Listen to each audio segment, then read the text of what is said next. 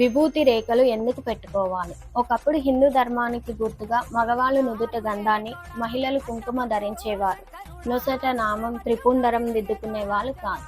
రామాయణం, భారతం, భాగవతం లాంటి పురాణాలు, ఇతిహాసాలు పుట్టాక అవి ప్రజల మనసులోకి వెళ్ళిపోయాయి.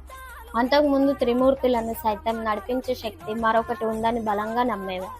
శైవులు, వైష్ణవులు అంటూ విభేదాలు లేకుండా అంతా కలిసిమెలిసి ఉండేవారు. కానీ ఆ తర్వాత విష్ణువును ఆరాధించేవారు, శివుని పూజించేవారు రెండు వర్గాలుగా విడిపోయి గొడవలు పడ్డారు. నుదుట గంధం, కుంకుమలతో నిలువు నామాలు, విభూది అడ్డరేకులు అప్పుడే మొదలయ్యాయి.